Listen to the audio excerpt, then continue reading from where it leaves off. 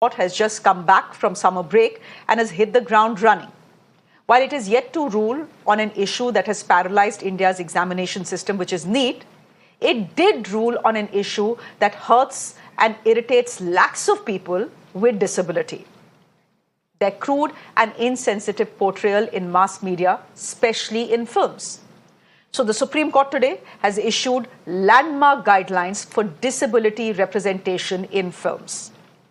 The Supreme Court bench that was hearing a plea by a disability rights activist said, and I quote, "We must distinguish between disabling humor that demeans and disparages from disability humor which challenges conventional wisdom about disability."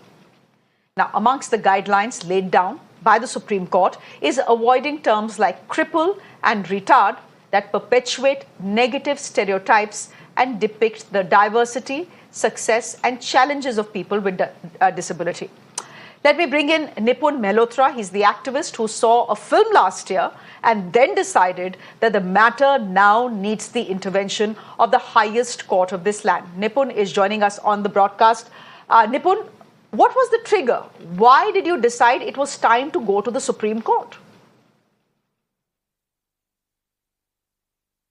The trigger that really made me take this petition to the Supreme Court regarding portrayal of persons with disabilities in visual media was this movie that Sony Entertainment Pictures came out with last year, titled Aankh Micholi. This movie had a very negative portrayal of people with disabilities, where disability itself was really lampooned.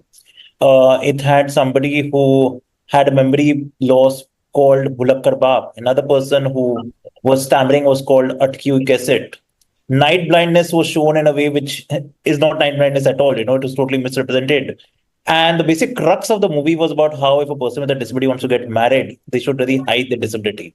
I'm a person with a disability myself. I have this disability called arthrogryposis. I'm a wheelchair user. And as a person with a disability myself, I felt extremely humiliated and hurt and offended seeing this movie. And that's why I decided to go to the Supreme Court so that such movies cannot come out in the future, because I think they reinforce stereotypes that already exist in society, unfortunately. The guidelines that the Supreme Court has laid down today are being called landmark. Will you call them landmark as well? And do you think they will have any impact? I think these guidelines are pretty landmark in that sense, because they've actually listed down how to portray people with disabilities. They've also mentioned some terms that are completely unacceptable to the society in general, things like crippled, spastic, etc., which are very archaic. And they've also made a differentiation between the medical model of disability, which focuses on disability as a condition itself, and a social model of disability, which really looks at barriers in society. But more important than that, I think what the Supreme Court has done very well is that they've differentiated between disability humor and disabling humor. During the first hearing itself, when my lawyers were arguing, I got a chance to speak as well. And what I had told the Supreme Court is that it is okay to crack jokes around situations persons with disabilities face. For example, there's a situation where I want to say go to a loo and I find a toilet which says that it's a disability toilet but has steps, and obviously it's not accessible for me. Laughing at that as a situation which a person with a disability faces, and a joke around that in a movie would be welcome. But laughing at the fact that I am a person with who's on a wheelchair, just laughing at the fact that somebody cannot see or hear is something which is really a problem. So I think the Supreme Court has made a clear distinction between situational comedy and comedy on the disability itself, which is unacceptable. Over these years that we've seen Hindi films, we know that they get a lot of things wrong when it comes to people with disability. But can I ask you what the news media, people like us, get wrong?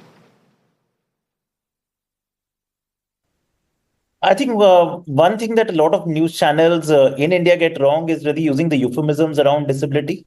For example, the UN recognized word is persons with disabilities, and persons with disabilities is what's legally accepted. But often we use softer terms like differently abled, specially abled, etc., which are nothing but euphemisms which are shifting the focus away from disability.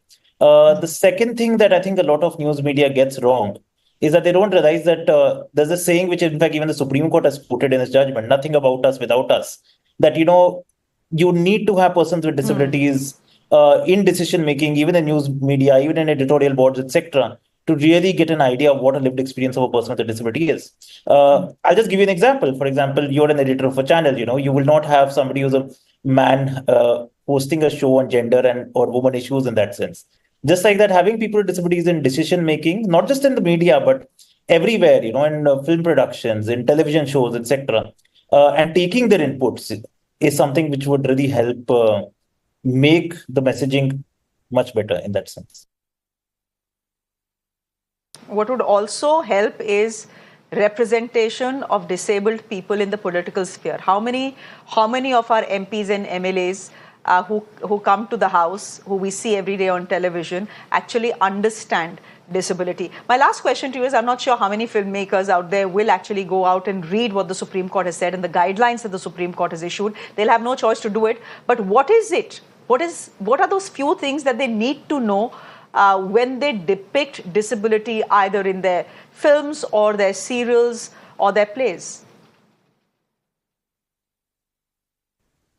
Yeah, a lot of people are going to start thinking, as you yourself said also, that is this a judgment that says that just that cracking jokes at disability itself is wrong, or should we just not cover disability in that sense because we might get stuck in a court case if we cover disability? That's not really the idea of this judgment or of my petition in that sense as well. What the judgment is trying to show is that treat people with disabilities as characters, and you can laugh at situations persons with disabilities experience on a day-to-day basis, but don't laugh at the disability itself. For example, if you look at the American film industry as well, right, there's been this huge evolution about the representation of blacks as well. There are still blacks in a lot of movies, even though there were a lot of cases in the 70s, 80s, and 90s in the US Supreme Court as well. Just like that, I'm not saying that disability should not be covered. In fact, I want more of disability covered. But just don't laugh at the disability itself and be a bit more creative in your thinking, and maybe run your script past a person with a disability before you're going to start shooting the movie. I don't think that's too difficult. It isn't. Nipun, more power to you. Keep the good fight on. Thank you very much for joining us here on Mirror Now.